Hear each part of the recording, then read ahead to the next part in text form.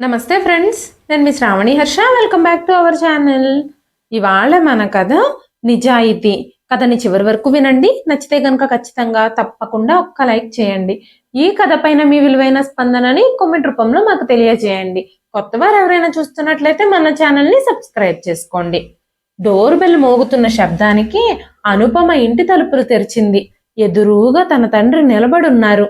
అనుపమ నవ్వుతూ, మీ దగ్గర కీ ఉంటుంది కదా నాన్న, డోర్ బెల్ కొట్టారేంటి అంది. ప్రసాదరావు గారు ఏమీ మాట్లాడకుండా ఇంటి లోపలికి ప్రవేశించారు.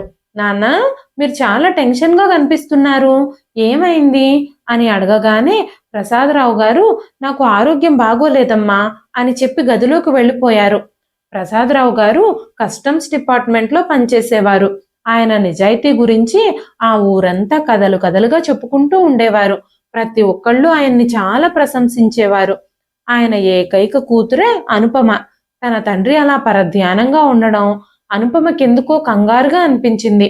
ఏదైనా చెడు జరగబోతుందేమో అన్నట్టుగా తను భావించింది.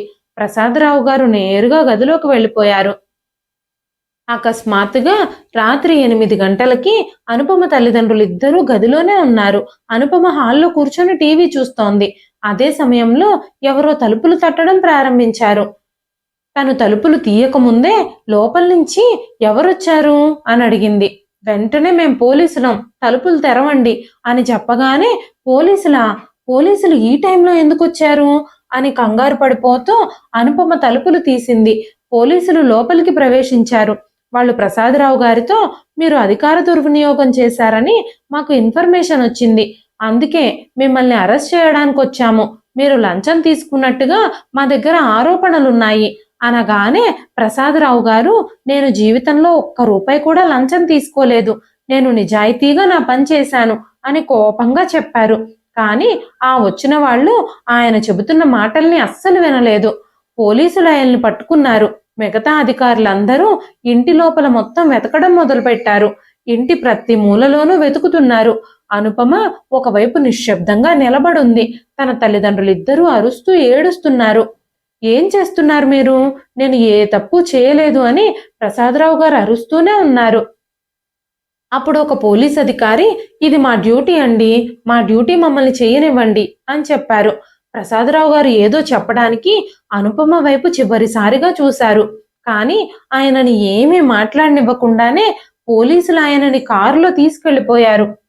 అనుపమ ఇంకా తన తల్లి యమున గారు ఆ ఇంట్లో ఒంటరిగా మిగిలిపోయారు. వాళ్ళిద్దరూ కలత చెందిన హృదయాలతో ఏం జరిగిందో అర్థం కాక అలా చూస్తూనే ఉన్నారు. యమున గారు తల పట్టుకుని ఏడుస్తూ, ఇదేమిటి, ఎందుకు ఇలా జరిగింది అని పట్టరాని దుఃఖంతో ఏడుస్తూనే ఉన్నారు. అమ్మా, నువ్వేమీ భయపడకు, నాన్న నిజాయితీ కలిగిన ఆఫీసరు, ఆయన మీద తప్పుడు నిందలు వేశారు, కొద్ది రోజుల్లోనే నిజం బయటపడుతుంది, నాన్న ఖచ్చితంగా తిరిగి వచ్చేస్తారు అని చెప్పింది. కానీ రాత్రంతా గడిచిపోయింది. ప్రసాదరావు గారి ఇంటికి రాలేదు. రాత్రంతా యమున గారు అనుపమ ఇద్దరూ నిద్రపోలేదు. ఇద్దరూ ప్రసాదరావు గారి గురించే చాలా ఆందోళన చెందుతున్నారు. తెల్లవారేసరికి ప్రసాదరావు గారు లంచం తీసుకున్నందుకు ఆయన్ని పోలీసులు అరెస్ట్ చేసినట్టుగా ఊరంతా తెలిసిపోయింది. కొంతమంది అనుపమని, యమున గారిని సానుభూతితో చూస్తున్నారు, కొంతమంది అనుమానంతో చూస్తున్నారు. మొదటిసారిగా మనుషుల నిజమైన రూపాయలు బయటకు వస్తున్నాయి. నిజానికి ప్రసాదరావు గారు చాలా నిజాయితీగా బ్రతికారు. కానీ ఇలాంటి ఆరోపణలు వచ్చినప్పుడు ప్రజలందరూ ఇన్ని రోజులు ఆయన నిజాయితీని ఎలా మర్చిపోయారో వాళ్ళకు అర్థం కావడం లేదు. మధ్యాహ్నానికి మమత మేనమామ రాజశేఖర్ గారు కూడా ఇంటికి వచ్చారు. ఆయన యమున గారితో, అమ్మా యమున, బావగారి విషయంలో కేసు చాలా తీవ్రంగా ఉంది. బావగారు ఆయన నిజాయితీని నిరూపించుకోలేకపోతే ఆయనకు శిక్ష తప్పదు, ఈ అపవాదు నుంచి తప్పించుకోలేరు అనగానే మమత, మామయ్య ఏం మాట్లాడుతున్నారు మీరు, నాన్న గురించి మీకు బాగా తెలుసు కదా, మా నాన్నకి ఏమీ కాదు, ఆయన క్షేమంగా తిరిగి వచ్చేస్తారు, ఆయన నిజాయితీనే ఆయనని రక్షిస్తుంది అని మాట్లాడుతూ ఉంది. కాసేపటి తర్వాత ఆయన కూడా తిరిగి వెళ్ళిపోయారు. అంతలోనే ఒక వ్యక్తి ఒక నోటీస్ తీసుకొని అక్కడికి వచ్చాడు. ఈ ఇంటిని ప్రభుత్వం సీజ్ చేస్తుంది, మీరు అర్జెంటుగా ఖాళీ చేయాలి అనగానే యమున గారు, అదేమిటి, ఇది మా ఆయన కష్టపడి సంపాదించారు అని చెప్పారు. వెంటనే ఆ వ్యక్తి, మేడం, ఇది ప్రభుత్వం వారిచ్చిన ఆర్డరు. ఈ ఇంట్లో మీ వస్తువులు ఏమైనా ఉంటే తీసుకోవాల్సినవి ఉంటే తీసుకోండి. మీకు ఎక్కువ సమయం లేదు. మేము ఈ ఇంటికి తాళాలు వేసేసి సీలు వేస్తాము అని చెప్పారు. అనుపమ ఇంకా యమున గారు చాలా గందరగోళంలో ఉన్నారు. వాళ్ళు ఏ వస్తువుల్ని ప్యాక్ చేసుకోగలుగుతారు? కట్టుబట్టలతో ఆ ఇంటి నుంచి వాళ్ళు బయటకు వచ్చారు. యమున గారు ఆకాశం వైపు చూస్తూ ఏడవడం ప్రారంభించారు. భగవంతుడా, మాకు ఎవరు సహాయం చేస్తారు? మాకిప్పుడు ఎవ్వరి మద్దతు లేదు. అందరూ మమ్మల్ని అనుమానంగా చూస్తున్నారు. ఎవ్వరూ మా దగ్గరికి రావడం లేదు. నా తల్లిదండ్రుల ఇంటి నుంచి కూడా నాకు మద్దతు దొరకలేదు. రాజశేఖర్ గారు కూడా తన చెల్లెలతో మేనకోడలతో మాట్లాడి అప్పుడే వెళ్ళిపోయారు తప్ప వాళ్ళకు అండగా నిలబడి ధైర్యం చెప్పలేదు. యమున గారు, అనుపమ ఇంక చేసేదేమీ లేక తన మామయ్య ఇంటికి కాలినడకన బయలుదేరారు. మామయ్య ఇంటికి చేరుకోగానే అనుపమ వాళ్ళ అత్తయ్య తలుపు తెరిచింది. తలుపు తీయగానే ఒక్కసారిగా వాళ్ళిద్దరిని చూసి ఆవిడ ఆశ్చర్యపోయింది. వాళ్ళు సహాయం కోసమే వచ్చారని ఆవిడకి అర్థమైపోయింది. ఇంతకు ముందు అనుపమ ఎప్పుడు తన మామయ్య ఇంటికి వచ్చినా కూడా తన అత్త తన్ని ఎంతో ప్రేమగా చూసేది. కానీ ఈ రోజు తన వైఖరి కూడా చాలా మారిపోయింది. అనుపమ వాళ్ళ అత్తయ్య అనుపమని, యమున గారిని ఆ ఇంటి స్టోర్ రూమ్లోకి తీసుకెళ్లి మీరు ఇక్కడే ఉండాలి అని చెప్పింది. ఆ స్టోర్ రూమ్లో చాలా పనికిరాని వస్తువులున్నాయి. అక్కడ కనీసం మంచం కూడా లేదు. అనుపమ ఒక పాత గుడ్డ తీసుకొని అక్కడ నేలంతా శుభ్రం చేసింది. ఒట్టి నేల మీదే తల్లి కూతురు ఇద్దరూ మౌనంగా కూర్చున్నారు. అనుపమ ఏడవడం ప్రారంభించింది. అనుపమ, ఏడవద్దమ్మా, నువ్వు మౌనంగా ఉండు అంటూ యమున గారు అనుపమని ఓదార్చారు. కాసేపటి తర్వాత అనుపమ వాళ్ళ అత్తయ్య కృష్ణవేణి గారు వాళ్ళ కోసం టీ తీసుకొచ్చారు. ఆవిడ యమున గారిని చూస్తూ, వదినా, ఇప్పటికే పిల్లలు, వాళ్ళ చదువులు, వాళ్ళ ఖర్చులు, మా మీద చాలా భారం ఉంది. నీకు కూడా తెలుసు కదా, మీ భర్త ఉద్యోగం కంటే మీ అన్నయ్య సంపాదన చాలా చిన్నదని. మీ అన్నయ్య ఒక చిన్న జనరల్ స్టోర్ని నడిపిస్తున్నారు. మిమ్మల్ని మా ఇంట్లో మేము ఎక్కువ రోజులు ఉంచుకోలేము. మమ్మల్ని అర్థం చేసుకోండి అని చెప్పగానే యమున గారు, వదినా, మా పరిస్థితిని కూడా కాస్త అర్థం చేసుకోండి. కొన్ని రోజులు మమ్మల్ని ఇక్కడే ఉండనివ్వండి. మమ్మల్ని కాస్త తలదాచుకోనివ్వండి ఇక్కడ. మా ఆయనకేసి తేలిన వెంటనే ఆయన బయటికి రాగానే మమ్మల్ని వచ్చి వేరే చోటికి తీసుకెళ్ళిపోతారు అనగానే కృష్ణవేణి గారు, ఏం మాట్లాడుతున్నారు వదినా మీరు? అన్నయ్య గారిని జైలు నుంచి విడిపించడం చాలా కష్టమైన పని. ఆయన నాతో ఉదయం అంతా చెప్పారు.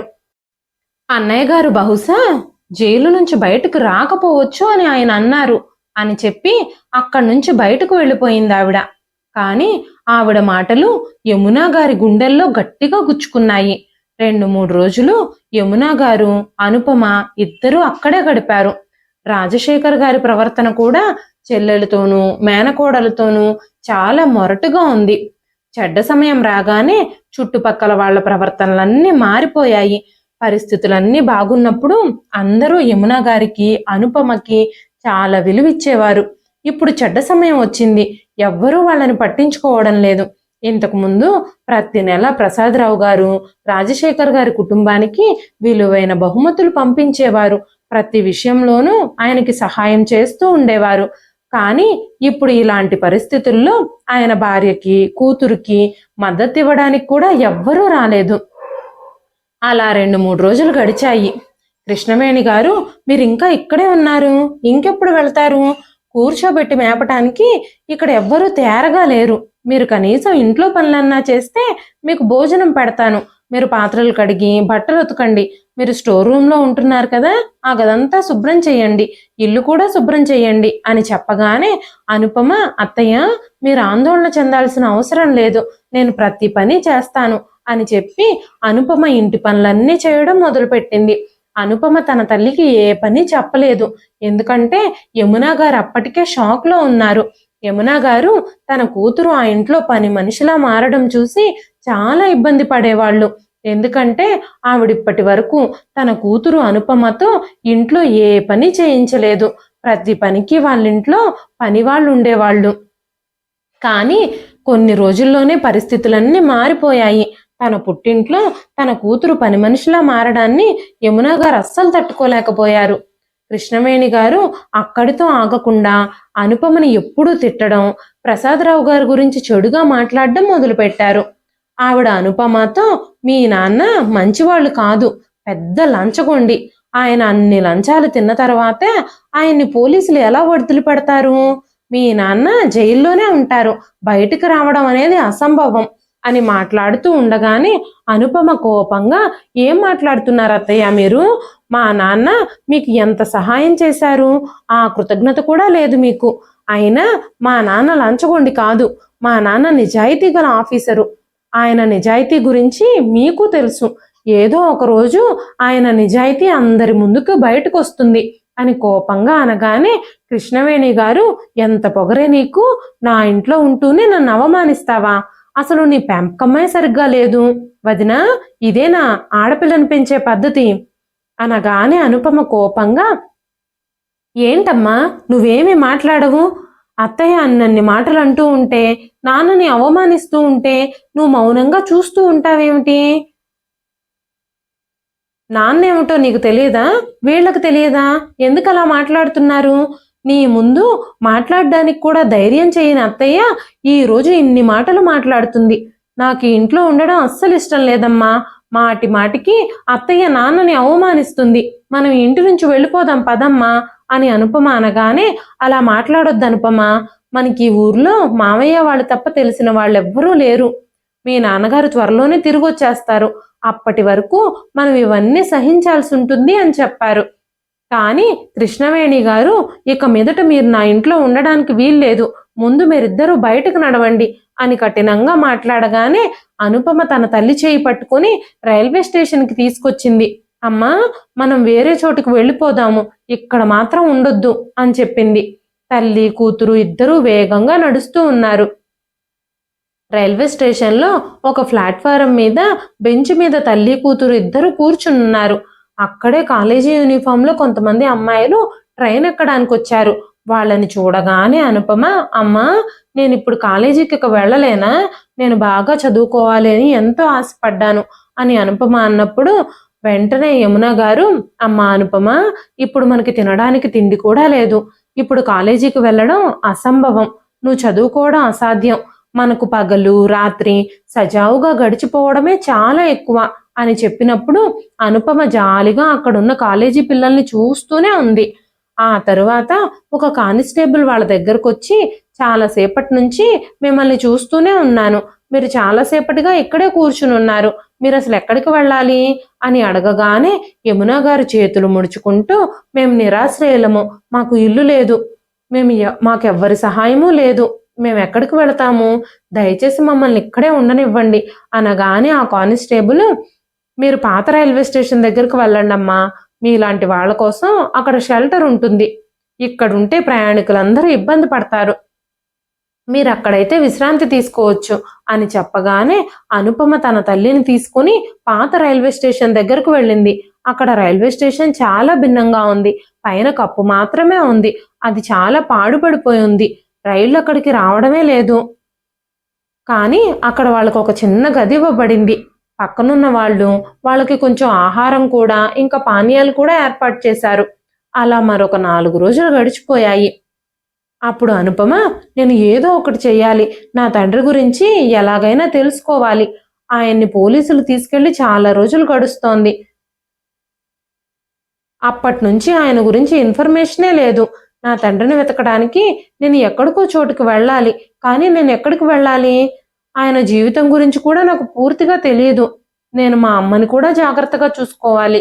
అసలు ఆయన ఎక్కడున్నారో కూడా అర్థం కావడం లేదు అని ఆలోచించి అనుపమ తర్వాత రోజు ఆ రైల్వే షెల్టర్ ఇన్ఛార్జి దగ్గరకు వెళ్ళి సమీపంలో ఉన్న జైలుకు మార్గం అడిగింది. ఆ జైలు చాలా దూరంలో ఉంది అని చెప్పగానే అనుపమ కొంచెం నిరాశ చెందింది. కానీ ధైర్యం తెచ్చుకుని జైలు వైపుగా అడుగులు ముందుకు వేసింది. చివరికి ఆ జైలు గేటు దగ్గరికి చేరుకుంది. ఆ గేటు దగ్గర నిలబడి ఉన్న సెక్యూరిటీ గార్డుకి, నేను ప్రసాదరావు గారిని కలవాలి, ఆయన కస్టమ్స్ ఆఫీసరు అని చెప్పినప్పుడు ఆ సెక్యూరిటీ అతను అనుపమ మాటల్ని పట్టించుకోలేదు. చాలాసేపు అనుపమ అక్కడే నిలబడి ఉన్నప్పుడు వాళ్ళు ఫోన్ చేసి లోపల ఉన్న వాళ్ళతో మాట్లాడడం మొదలు పెట్టారు. కాసేపటి తర్వాత ఆ సెక్యూరిటీ గార్డు అనుపమ దగ్గరకు వచ్చి, మీరు చెప్పిన పేరుతో ఏ వ్యక్తి ఇక్కడ లేడు అని చెప్పాడు. వెంటనే అనుపమ ఆశ్చర్యంగా చూస్తూ పోలీసులు ఆయన్ని తీసుకెళ్లారు. ఆయన మీద కేసు కూడా నడుస్తుంది. మీరు మరోసారి ఆయన గురించి అడగండి అనగానే ఆ సెక్యూరిటీ గార్డు, మీరు మమ్మల్ని ఎందుకు ఇబ్బంది పెడుతున్నారు? ఇక్కడ ఆ పేరుతో ఎవ్వరూ లేరు. ఇక్కడ నుంచి వెళ్ళండి. మీ నాన్నగారిని ఏ జైల్లో ఉంచారో ముందు ఆ విషయం తెలుసుకోండి అని చెప్పగానే అనుపమ అక్కడే కూర్చొని ఏడవడం ప్రారంభించింది. అనుపమ చుట్టుపక్కల ఉన్న చాలా జైళ్లలో వెతికింది. కానీ ఏ రికార్డులోనూ ఆయన పేరు లేదు. ఒక కానిస్టేబుల్ అనుపమతో, మీ నాన్నగారిని ఇంటెలిజెంట్ స్థలంలో ఉంచారేమో, దీనికోసం మీరు ఎవరైనా లాయర్తో మాట్లాడాల్సి ఉంటుంది అనగానే అనుపమ, నాకు లాయర్కి ఇవ్వడానికి డబ్బులు లేవు, నాకెవ్వరూ తెలియదు అని సమాధానం చెప్పింది. అనుపమ ఆలోచిస్తూనే తిరిగి తిరిగి అలసిపోయింది. వెంటనే తన తల్లి ఎలా ఉందోనని రైల్వే షెల్టర్ దగ్గరకు వచ్చింది. అక్కడున్న రైల్వే షెల్టర్ ఇన్ఛార్జి, మీకోసం ఎవరో వచ్చారమ్మా అంటూ అనుపమతో యమున గారితో చెప్పారు. అక్కడికి వచ్చిన ఆ వ్యక్తి, మీ భర్త గురించి ఇన్ఫర్మేషన్ దొరికింది, మేము చెప్పిన అడ్రస్కి రండి అని చెప్పి అడ్రస్ కాగితం ఇచ్చి వెళ్ళిపోయారు. తన తండ్రిని కలవచ్చని, మాట్లాడొచ్చని ఎంతో ఆనందంగా అనుపమ, యమున గారు అక్కడికి చేరుకున్నారు. అక్కడికి చేరుకున్న వెంటనే వాళ్ళు ఒక చేదు సత్యాన్ని ఎదుర్కోవాల్సి వచ్చింది. అక్కడ ఒక తెల్లటి బెడ్షీట్లో చుట్టిన ఒక శవం ఉంది.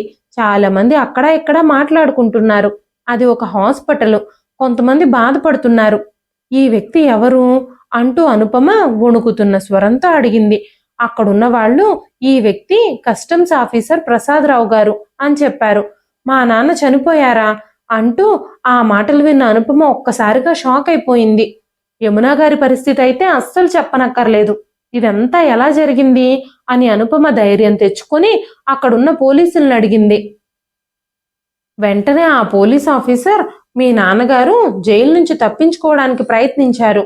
జైల్లో ఉన్న ఆఫీసర్స్ కాల్పులు జరిపినప్పుడు మీ నాన్నగారు చనిపోయారు అని చెప్పగానే అనుపమ, ఇదంతా నేను నమ్మను. మా నాన్న అలాంటి వారు కాదు. ఆయన చాలా నిజాయితీ పరులు. ఆయన తన నిజాయితీని నిరూపించుకోవడానికి ప్రయత్నిస్తారు తప్ప జైలు నుంచి తప్పించుకోవడానికి ప్రయత్నించుండరు అంటూ ఏడుస్తూ ఉంది. అయినా అక్కడ ఉన్న వాళ్ళెవ్వరూ అనుపమ మాటలను పట్టించుకోవడం లేదు. అనుపమకి, యమున గారికి ఉన్న ఏకైక మద్దతు ఈ ప్రపంచం నుంచి వెళ్ళిపోయింది. ఇక ఈ ప్రపంచంలో వాళ్ళకి ఎవ్వరూ లేరు. వాళ్ళకి సహాయం చేసే వాళ్ళు కూడా ఎవ్వరూ లేరు. ప్రసాదరావు గారి మృతదేహాన్ని అంత్యక్రియలకు అప్పచెప్పారు. తన తండ్రి శవానికి చితి వెలిగించిన తర్వాత ఆ అగ్ని మీద అనుపమ ప్రమాణం చేసింది. నాన్న, ఈ రోజు నేను మీకు వాగ్దానం చేస్తున్నాను, మీరు నిర్దోషి అని ఈ ప్రపంచానికి తెలిసేలా చేస్తాను. మీ మీద తప్పుడు ఆరోపణలు ఆరోపించిన వాళ్ళకి, మీ గౌరవాన్ని పాడు చేసిన వాళ్ళకి శిక్ష పడేలా నేను చేస్తాను అని ప్రమాణం చేసింది అనుపమ. 2 రోజుల తర్వాత రైల్వే షెల్టర్ ఇన్ఛార్జ్ అనుపమ వాళ్ళ దగ్గరకు వచ్చి, అమ్మా, మీరు చాలా రోజుల నుంచి ఇక్కడే ఉన్నారు. మీరు ఇక వేరే స్థలాన్ని వెతుక్కోండి. ఇన్ని రోజులు ఇక్కడ ఎవ్వరికి షెల్టర్ ఇవ్వరు అని చెప్పినప్పుడు నిశ్శబ్దంగా అనుపమ, యమున గారు అక్కడి నుంచి బయటకు వెళ్ళాలి అని భావించారు. ఇప్పుడు వాళ్ళకి బంధువుల నుంచి కూడా ఎలాంటి సపోర్టు లేదు. ఇప్పుడు వాళ్ళకి ఇక ఎవరు సహాయం చేస్తారు? ఈ రైల్వే షెల్టర్ నుంచి కూడా వాళ్ళని బయటకు పంపించేస్తున్నారు. అదే సమయంలో ప్రసాదరావు గారి స్నేహితుడు విజయ్ అంకుల్ అనుపమని, యమున గారిని కలవడానికి అక్కడికి వచ్చాడు. ఆయన యమున గారితో మాట్లాడుతూ, అమ్మా యమున, మిమ్మల్ని కనుక్కోవడానికి నాకు ఇన్ని రోజులు టైం పట్టింది. మీరు ఎక్కడికి వెళ్ళిపోయారో అని నేను చాలా చోట్ల వెతికాను. కానీ నాకున్న ఆర్థిక పరిస్థితుల దృష్ట్యా నేను మీకు పెద్దగా సహాయం చేయలేను. కానీ మీకు కావాలంటే నా దగ్గర ఒక చిన్న ఇల్లు ఉంది. దాంట్లో మీరు నివసించొచ్చు. మీ ఇద్దరికీ అది సరిపోతుందని నేను అనుకుంటున్నాను అని చెప్పినప్పుడు యమున గారు, అన్నయ్య గారు, మాకు తల మీద ఒక నీడ కావాలి. మాకిప్పుడు లగ్జరీస్ ఏమీ అవసరం లేదు. మా పరిస్థితి ఏంటో మేము అర్థం చేసుకున్నాము. మా పరిస్థితులకు తగ్గట్టుగానే మేము బ్రతుకుతాము. మీరిచ్చిన ఆ గదిలో మేము ఉంటాము అని చెప్పారు. విజయ్ అంకుల్తో కలిసి అనుపమ వాళ్ళు ఆయన చెప్పిన ఇంటికి వచ్చారు. అది ఒక చిన్న ఇల్లు. ఒక్క గది మాత్రమే ఉంది. బాత్రూమ్స్ కూడా సరిగ్గా లేవు. బయట కొంచెం ఖాళీ స్థలం ఉంది. ఆ పైకప్పుకి ఒక లైట్ కూడా వేలాడుతూ ఉంది. ఆ గది అనుపమ వాళ్ళకి ప్యాలెస్ కంటే తక్కువేమీ కాదు. వర్షం నుంచి, సూర్యకాంతి నుంచి తప్పించుకోవడానికి వాళ్ళకు ఒక నీడ దొరికింది. వాళ్ళిద్దరి గుండెల్లో కాస్త ఓదార్పు లభించింది. ఇప్పుడు విజయ్ అంకుల్ మాకు సహాయం చేయకపోతే ఈ కప్పు కూడా మా తలపై ఉండేది కాదు. రోడ్ల మీద ఎర్రటి ఎండలో తిరగాల్సి వచ్చేది అని అనుపమ అనుకుంది. విజయ్ అంకుల్ వెళ్ళిపోతూ అనుపమకి ఒక బ్రెడ్ ప్యాకెట్ ఇచ్చి వెళ్లారు. ఇక్కడ దగ్గరలో తినడానికి కూడా ఏమీ దొరకవు. మీరు ఈ బ్రెడ్ ప్యాకెట్తో మీ కడుపు నింపుకోండి అని చెప్పినప్పుడు వాళ్ళిద్దరూ చెరొక బ్రెడ్ స్లైస్ తిని మంచినీళ్లు తాగి అలాగే పడుకున్నారు. కొన్ని రోజుల తర్వాత విజయ్ అంకుల్ వాళ్ళ దగ్గరకు వచ్చారు. అమ్మ అనుపమ, దగ్గరలోనే ఒక గవర్నమెంట్ స్కూల్ ఉంది. అక్కడ పేదవాళ్ళకి ఫ్రీగా రేషన్ కూడా పంపిణీ చేస్తారు. మీరు కూడా అక్కడికి వెళితే మీకు ఫ్రీగా రేషన్ సామాన్లు దొరుకుతాయి అని చెప్పినప్పుడు అనుపమ తన తల్లిని ఇంట్లోనే ఉండమని చెప్పి తన ముఖానికి ఒక కర్చీఫ్ కట్టుకొని ఆ స్కూల్ దగ్గరకు వెళ్ళింది. అక్కడ అప్పటికే ఒక పొడవాటి లైన్ ఉంది. మహిళలు, పిల్లలు చాలా మంది అక్కడే ఉన్నారు. ఫ్రీ రేషన్ కోసం చాలా మంది అక్కడ బారులు తీరారు. ఒకళ్ళనొకళ్ళు నెట్టుకుంటూ లైన్లో నుంచునున్నారు. అనుపమ కూడా వెళ్ళి ఆ లైన్లో నిశ్శబ్దంగా నుంచుంది. భగవంతుడా, నాకు ఇక్కడ ఏమైనా దొరికేలా చూడు, మేం కొన్ని రోజులైనా ఆహారం తినగలుగుతాము అంటూ ఆ భగవంతుణ్ణి ప్రార్థించింది. అనుపమ వంతొచ్చినప్పుడు అనుపమ అక్కడ రేషన్ తీసుకుంటూ ఉన్నప్పుడు అకస్మాత్తుగా తన ముఖానికి కట్టుకున్న కర్చీఫ్ జారిపోయింది. అక్కడున్న ప్రజలందరూ అనుపమని చూసి ఈవిడ కస్టమ్స్ ఆఫీసర్ ప్రసాదరావు గారి కూతురు అనుకుంటా అని మాట్లాడడం మొదలుపెట్టారు. ఆ మాటలు విన్న అనుపమకి ఒక్కసారిగా టెన్షన్గా అనిపించింది. త్వరగా తన ముఖాన్ని కర్చీఫ్తో కప్పుకొని అక్కడే ఆ బ్యాగ్ని కూడా వదిలేసి పరిగెత్తుకుంటూ అనుపమ అక్కడి నుంచి గబగబా నడుస్తూ వెళుతూ ఉంది. అయితే అక్కడే ఉండి తననే చూస్తున్న ఒక వ్యక్తిపై అనుపమ కళ్ళు పడ్డాయి. అతను తెల్లని చొక్కా వేసుకుని కోపంగా ఉన్న ముఖం, ఒక నీలం రంగు కోటు ధరించి ఉన్నాడు. ఆయనే ప్రతాప్ వర్మ, పెద్ద కాంట్రాక్టరు. అక్కడ నిత్యావసర సరుకులు పంచుతూ ఉన్నప్పుడు ఆయన కారులో కూర్చొని చూస్తూ ఉన్నారు. ఆయన గురించి చుట్టుపక్కల వాళ్ళు మాట్లాడుకుంటున్నారు. ఆ మాటలు వినగానే అనుపమ కోపం హృదయంలో జ్వాలలాగా చెలరేగిపోయింది. అనుపమకి ఒక్కసారిగా తన తండ్రి చెప్పిన మాటలు గుర్తుకొచ్చాయి. ఆ ప్రతాప్ వర్మ గారు పేదల గురించి చాలా ఆందోళన చెందుతున్నట్టుగా నటిస్తారు. కానీ ఆయన అస్సలు మంచి వ్యక్తి కాదు. పేదల సొమ్మంతా దోచుకుని తింటారు, అక్రమమైన పనులు చేస్తారు అని తన తండ్రి ఒకసారి ఎవరితోనో చెప్పిన మాటలు అనుపమకి గుర్తుకొచ్చాయి. తన తండ్రి నాశనానికి ప్రతాప్ వర్మ గారే కారణమని అనుపమకి తెలుసు. ఇదే విషయం అనుపమ ఇంటికి రాగానే తన తల్లితో చెప్పింది. వెంటనే యమున గారు కోపంగా, నువ్వు అసలు అక్కడికి ఎందుకు వెళ్ళావు?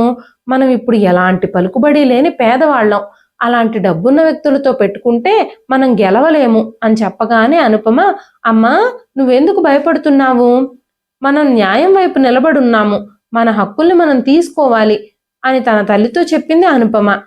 వెంటనే యమున గారు, అనుపమ ఇవి మాటల వరకే పనిచేస్తాయి, ఇదంతా జరగాలంటే చాలా కష్టం, ఇప్పటికే మనం చాలా నష్టపోయాము అని చెప్పినప్పుడు అనుపమ మౌనంగా ఉండిపోయింది. ఆ తర్వాత రోజు నుంచే ప్రతాప్ వర్మ గురించి సమాచారం సేకరించడం ప్రారంభించింది అనుపమ. ప్రతాప్ వర్మ గారు శక్తివంతమైన ఇంకా ధనిక వ్యక్తి. అతనికి వ్యతిరేకంగా ఎవరైనా నోరు తెరవడం అంత సులభమేం కాదు. ఒకరోజు విజయ్ అంకుల్ అనుపమ దగ్గరకు వచ్చి, అనుపమ ప్రతాప్ వర్మ గారి మనిషి మిమ్మల్ని తీసుకెళ్లడానికి వచ్చాడు అని చెప్పినప్పుడు యమున గారు భయపడి అనుపమ చెయ్యి పట్టుకున్నారు.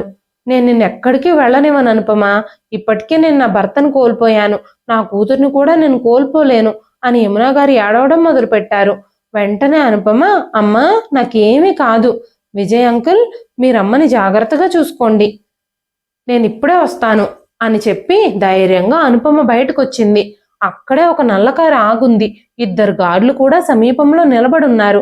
వెంటనే అనుపమ వాళ్ళ దగ్గరకు వెళ్ళి, మీరు నన్ను ఎక్కడికి తీసుకెళ్తున్నారు అని అడిగింది. అనుపమ అడిగిన ఏ ప్రశ్నకి వాళ్ళు సమాధానం చెప్పలేదు. అనుపమ మౌనంగా కారులో కూర్చుని రోడ్డు వైపు చూస్తూ ఉంది. ఒక హోటల్ ముందు కారు ఆగింది. అనుపమని కారులో నుంచి దించి లిఫ్ట్ ద్వారా పై అంతస్తుకు తీసుకెళ్లారు. ఆ పైన ఒక గదిలోకి తనని తీసుకెళ్లారు. అక్కడ ఖరీదైన ఫర్నిచర్ ఉంది. కొంత సమయం తర్వాత ఆ గది తలుపు తెరుచుకుంది. ప్రతాప్ వర్మ గారు ఖరీదైన బట్టలు ధరించి ఆ గదిలోకి వచ్చారు. మీరు నన్ను ఇక్కడికి ఎందుకు పిలిచారు అని కోపంగా అడిగింది అనుపమ.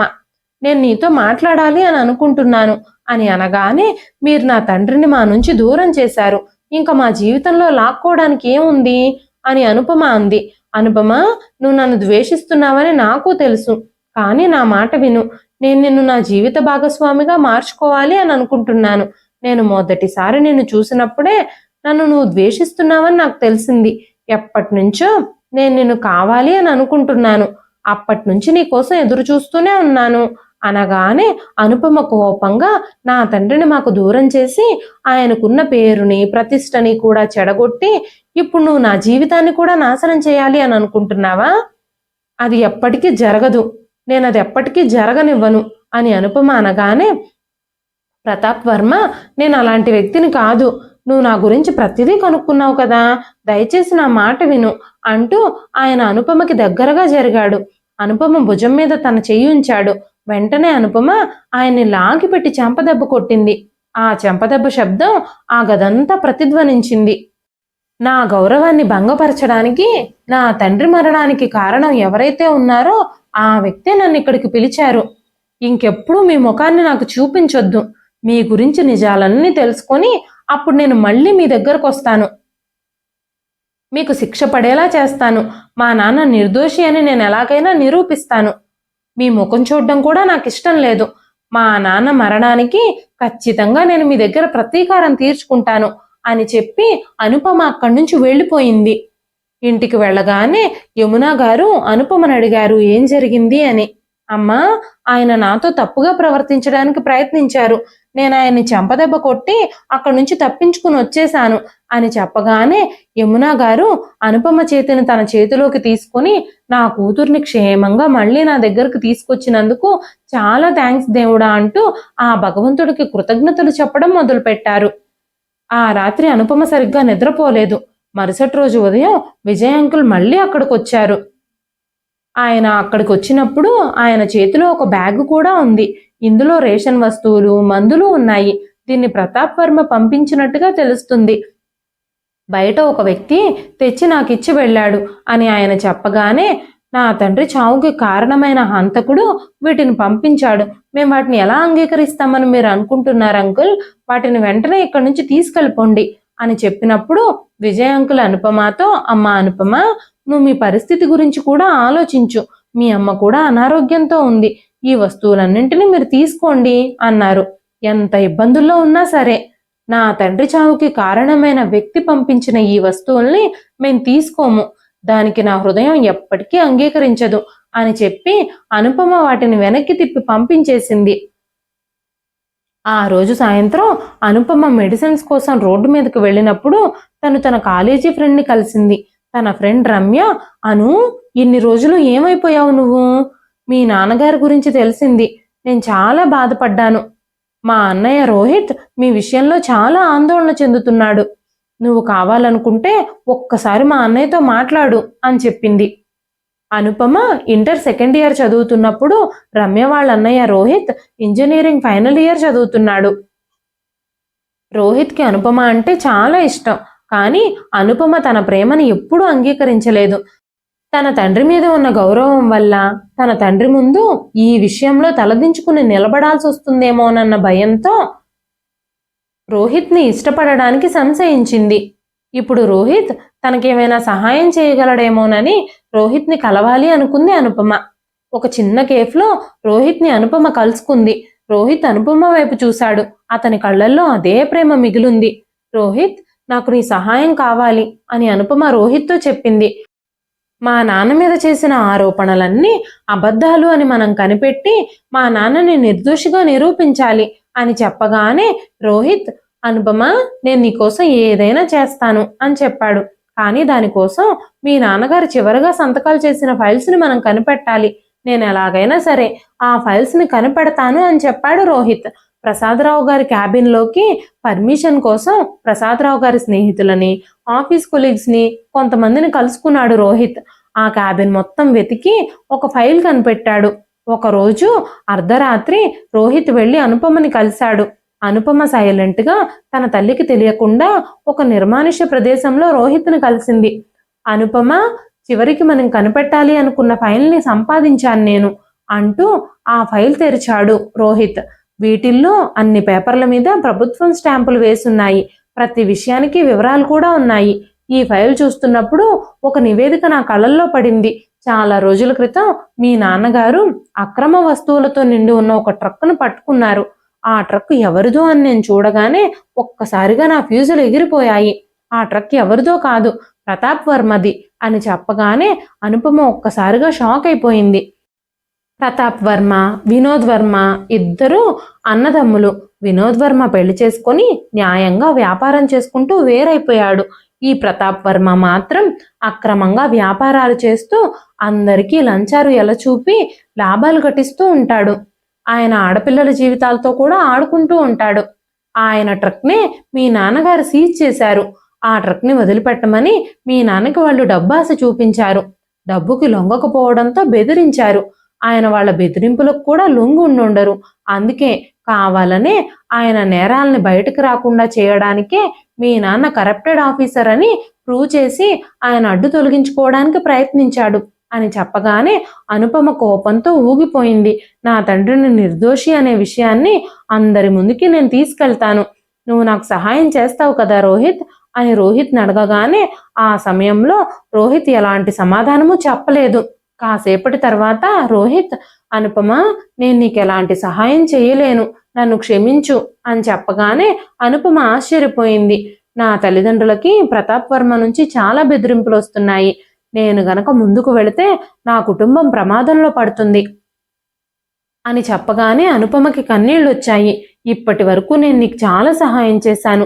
ఇప్పుడు నా కుటుంబాన్ని రక్షించుకోవాల్సిన బాధ్యత నా మీదే ఉంది అని చెప్పగానే ఆ మాటలు విన్న అనుపమ, నువ్వు నాకు ఇప్పటి వరకు చాలా సహాయం చేశావు రోహిత్, ఇంకిప్పుడు ఏం చేయాలో నేను చూసుకుంటాను అని చెప్పి ఆ ఫైల్ తీసుకుని ఇంటికి వెళ్ళిపోయింది.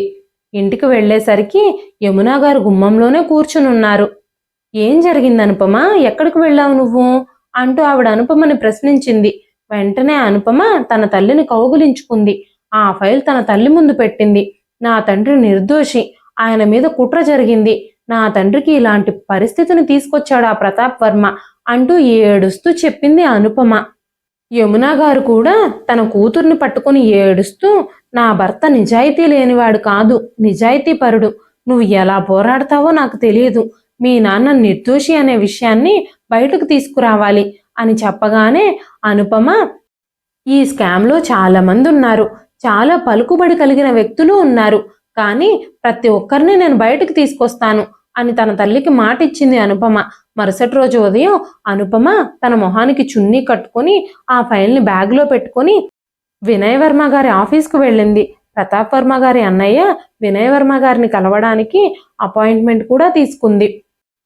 అనుపమ వినయ్ వర్మ గారి దగ్గరకు వెళ్ళి ఆయన తమ్ముడు ప్రతాప్ వర్మ గారు చేసిన దుర్మార్గాలన్నీ బయట పెట్టడానికి ఆ ఫైల్ని వినయ్ వర్మ గారికి చూపించింది.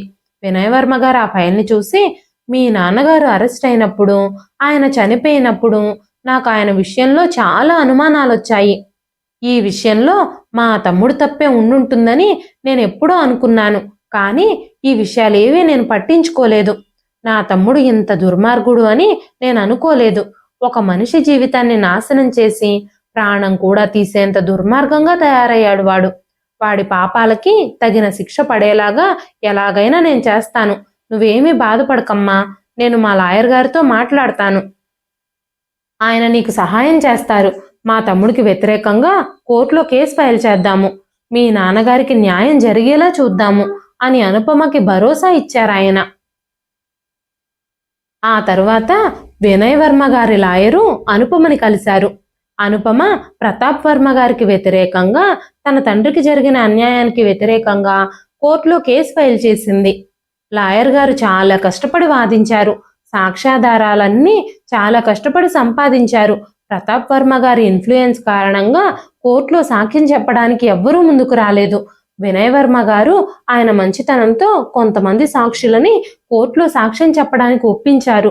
వాదోపవాదాలు జరిగిన తర్వాత ప్రసాదరావు గారి విషయంలో జరిగిన అన్యాయాలన్నీ బయటకొచ్చాయి.